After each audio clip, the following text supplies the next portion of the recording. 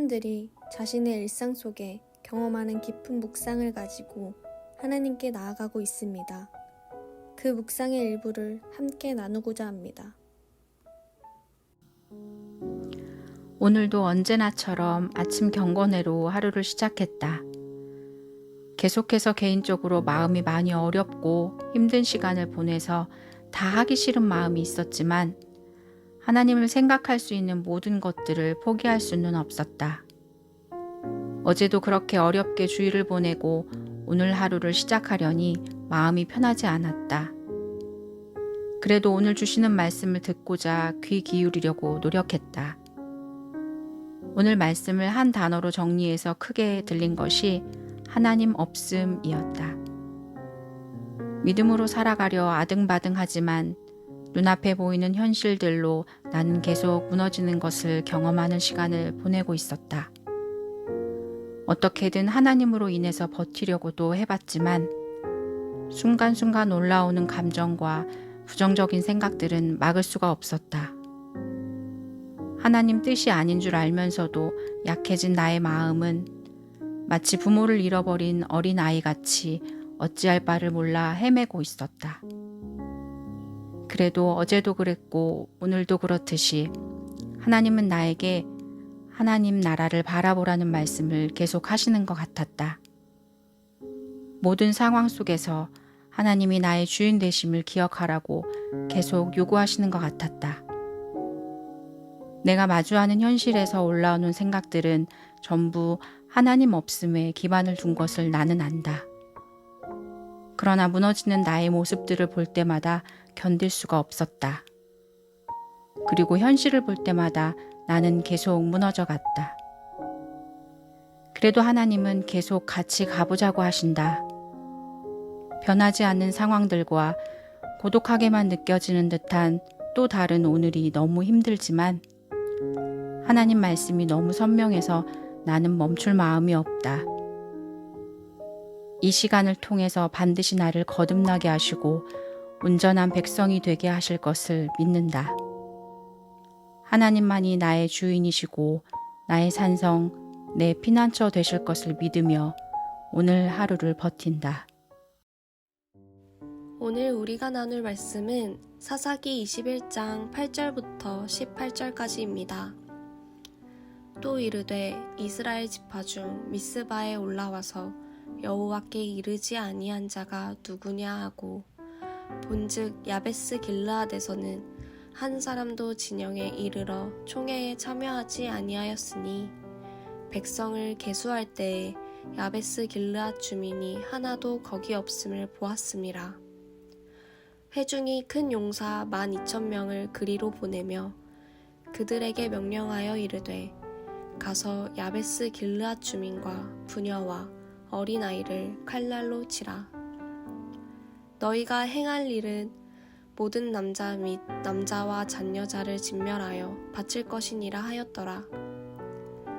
그들이 야베스 길르앗 주민 중에서 젊은 처녀 400명을 얻었으니 이는 아직 남자와 동침한 일이 없어 남자를 알지 못하는 자라. 그들을 실로 진영으로 데려오니 이곳은 가나안 땅이더라. 온 회중이 림몬 바위에 있는 베냐민 자손에게 사람을 보내어 평화를 공포하게 하였더니 그때 베냐민이 돌아온지라.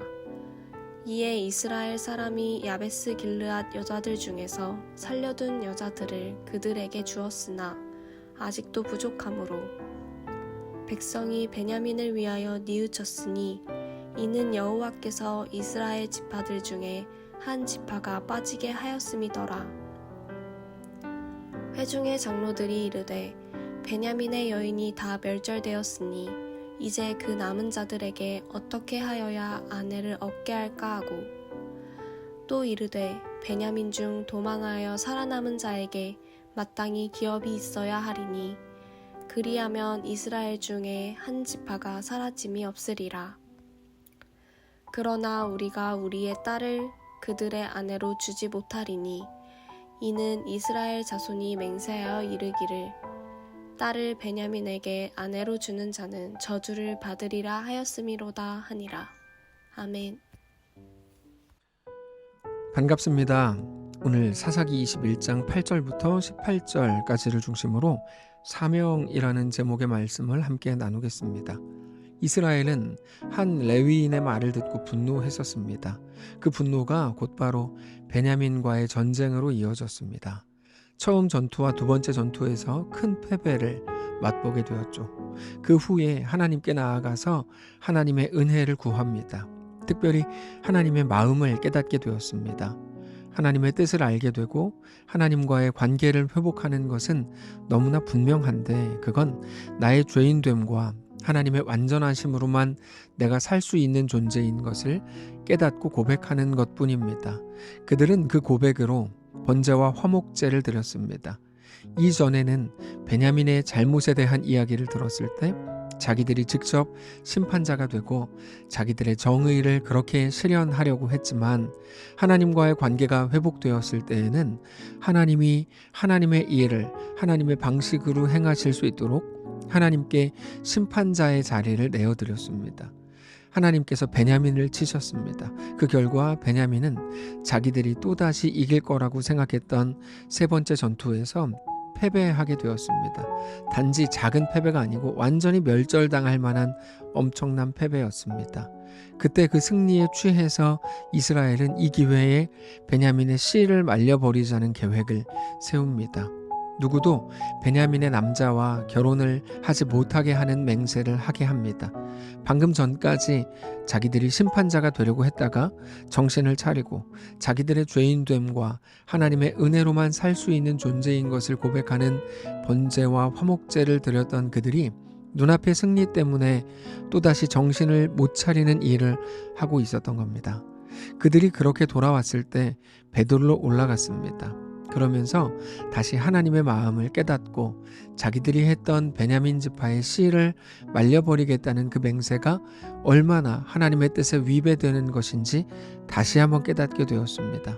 그렇게 그들은 또다시 자기들의 죄인됨과 하나님의 은혜가 아니면 살 수 없는 자인 것을 고백하면서 번제와 화목제로 하나님께 드립니다. 그리고 나서 오늘 본문으로 이어지는데 자기들은 하나님께 회개했고 용서를 구했죠. 하나님의 은혜를 입었습니다. 그런데 돌아와 보니까 미스바에 올라오지 않은 사람들이 있다는 걸 알게 됐습니다. 그러자 이 사람들은 또다시 분노합니다. 그리고는 이번에는 미스바에 와서 여호와 앞에 이르지 아니한 사람을 반드시 죽인다 이런 맹세를 합니다. 그들이 자기들의 죄인됨과 하나님의 은혜로만 살 수 있는 사람들인 것을 알았을 때는 하나님이 행하시는 것, 하나님의 이루심을 바라보면서 하나님께 하나님의 자리를 내어드렸지만 금방 상황으로 인해서 자기들의 생각에 사로잡힐 때는 정의를 외치고 옳음을 외치고 당연히 좋은 것들이죠. 그러나 거기에 완전히 사로잡혀서 스스로가 심판자가 되고 스스로가 주인이 되고 그렇게 기준과 질서를 외치면서 그러므로 싹 다 죽인다 이렇게 외치고 있더라는 겁니다. 그런 맹세, 다른 사람들을 죽이기까지 하는 그런 다짐을 하더라는 겁니다.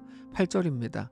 또 이르되 이스라엘 지파 중 미스바에 올라와서 여호와께 이르지 아니한 자가 누구냐 하고 본즉 야베스 길르앗에서는 한 사람도 진영에 이르러 총회에 참여하지 아니하였으니 백성을 계수할 때에 야베스 길르앗 주민이 하나도 거기 없음을 보았습니다. 회중이 큰 용사 12,000명을 그리로 보내며 그들에게 명령하여 이르되 가서 야베스 길르앗 주민과 부녀와 어린 아이를 칼날로 치라. 너희가 행할 일은 모든 남자 및 남자와 잔 여자를 진멸하여 바칠 것이니라 하였더라. 여러분, 우리가 볼 때 상식적으로 볼 때 이건 너무 이상한 행동입니다. 보통 우리가 인간관계 속에서 징계를 한다고 하면 물론 법적으로는 그 잘못에 대한 합당한 대가를 치르게 하는 것이 그 목적이겠지만 더 가까운 사이, 가족이나 친구들에게 징계라는 걸 한다면 그 이유는 처벌이 목적이 아니라 더 좋게 하고 더 정신 차리게 하려는 것이 그 목적일 겁니다. 그런데 어떤 사람들은 가족들 또는 같은 교회 안에서조차 마치 징계 자체를 목적으로 합니다. 그건 너무 이상한 일입니다. 나는 예수 그리스도의 피와 죽으심으로 죄사함을 입었고 그래서 하나님의 은혜가 아니면 살 수 없는 존재인 것을 알고 믿지만 너를 용서할 수는 없다라고 말하는 중이기 때문입니다. 그래서 그 사람도 하나님의 은혜가 필요한 사람이라는 의식이 아니라 그저 욕하고 비난하고 죽이고 몰아내려고 하는 것이 전부라면 그건 너무나 잘못하고 있는 겁니다. 야베스 길르앗 사람들을 볼 때마다 죽이랍니다. 그들은 회개하지 않은 자들이기 때문이랍니다. 자기들도 얼마 전까지 부족하고 연약했었는데 이번에 하나님께 나와 엎드린 겁니다. 그러면 이렇게 생각할 수 있을 거예요. 어제까지 죄인이었던 그가 오늘 회개했다면 오늘까지 아직 회개하지 않은 어떤 사람도 내일 회개하게 될 수 있을 겁니다. 우리는 시간의 주관자가 아니고 우리는 심판할 수 있는 심판자도 아닙니다. 우리는 그저 하나님의 은혜 앞에 엎드리고 하나님의 말씀을 따를 하나님의 백성들일 뿐입니다. 이스라엘은 지금 그걸 잊어버리고 있는 겁니다. 그래서 심지어 모든 사람들을 모으고 그들이 잘못했다. 그러므로 그들을 죽여라라고 선동하고 있는 겁니다. 여러분, 성도가 절대로 하지 말아야 하는 것이 선동입니다. 차라리 멍청한 자로 바보로 살아야 합니다. 똑똑한 척하면서 선동하고 사람들을 죽이고 사람들을 몰아내고 이건 정말 나쁜 짓입니다. 그건 그리스도에게 속한 일이 아닙니다. 예수 없는 사람들이 하는 세상적인 죄의 방식일 뿐입니다. 그런데 그렇게 하는 이유는 우리가 신앙에 대해 자주 오해하기 때문입니다. 신앙은 하나님의 뜻을 대단하게 이루어드리고 완성시키는 게 아닙니다. 신앙은 내가 오늘 하나님의 뜻대로 살아가는 겁니다. 무슨 말인가 하면 하나님 나라를 건설하고 사람들을 정신 차리게 하고 대단한 나라를 이루고 대단한 건물을 짓고 엄청난 역사를 만들어내는 게 성도의 삶이라거나 우리에게 주어진 사명이 아니라 하나님이 누구신지 알고 믿는 믿음으로 우리에게 있는 모든 길을 담대히 걷는 것, 하나님의 성품을 담는 것, 나의 죄인됨을 고백하고 오직 하나님의 은혜로만 사는 존재라고 고백하는 것이 우리에게 주어진 삶이라는 겁니다. 우리가 매 순간 그것을 깨닫고 묵상하지 않으면 우리는 오늘 본문의 이스라엘 백성들처럼 그 일을 반복하게 될 겁니다. 스스로 죄인이라고 고백했다가 또 언젠가는 누군가를 정죄하고 심판하려고 하고 또다시 하나님의 은혜를 사모했다가 언젠가는 또 분노하면서 흥분하게 됩니다. 그들은 자기가 살아있을 때는 자기의 정의로 세상을 바꾸는 게 사명인 줄 알았습니다. 그래서 여기저기 돌아다니면서 다 죽인 겁니다. 물론 그게 우리 연약함이겠지만 그러나 우리는 그래서 매일같이 복음 앞에 서야 합니다. 우리는 우리의 사명이 무엇인지 말씀을 통해 확인해야 합니다. 그래서 내가 어디서 시작했는지 어디로 가고 있는지 나에게 대한 하나님의 요구는 무엇인지 내가 성도요 신자요 어떻게 살아야 할 사람들인지에 대해서도 우리는 매일같이 깊이 고민해야 합니다. 우리는 더 멋진 공동체 그런 엄청난 조직을 만들고 세우라고 부르심을 받지 않았습니다. 그런 게 우리에게 대한 하나님의 요구가 아닌 것을 알아야 합니다. 우리 자신이 모든 시간과 공간과 모든 사건들 속에서 오직 하나님 앞에 서는 것, 그렇게 하나님의 은혜가 아니면 내가 도저히 살 수 없는 자인 것을 고백하는 것이 우리에게 대한 하나님의 요구요, 우리가 살아야 할 삶인 것을 깨닫게 되시기를 원합니다. 그렇게 세상에 대한 원대한 꿈을 접고 이제는 내가 하나님께 굴복하는 사람이 되고 그렇게 하나님과 진실하게 살아가게 되는 거룩한 성도들 되시기를 주님 이름으로 축복합니다. 기도하겠습니다. 살아계신 하나님, 오늘 우리의 삶을 맡아주시고 주관하시기를 원합니다. 나의 정의, 세상의 정의에 사로잡혀서 하나님의 마음이 무엇인지 하나님의 뜻이 무엇인지조차 알지 못하고 살아갔던 우리를 불쌍히 여기시고 다시금 주님 앞에 나아가 하나님만 나의 왕이요 전부입니다 정직히 고백하며 우리 하나님과 그렇게 믿음으로 동행하는 귀한 날 되게 하시옵소서. 우리 삶을 그렇게 붙드시기를 원하며 살아계신 우리 주 예수님의 이름으로 기도합니다. 아멘. 사랑하는 성도 여러분, 하나님께서 오늘 하루를 우리에게 허락하셨습니다. 믿음으로 주께 나아가시기를 원하고 어떤 자리, 어떤 형편 속에서도 하나님을 사랑하고 하나님께 속한 바 된 거룩한 성도들 되시기를 바랍니다.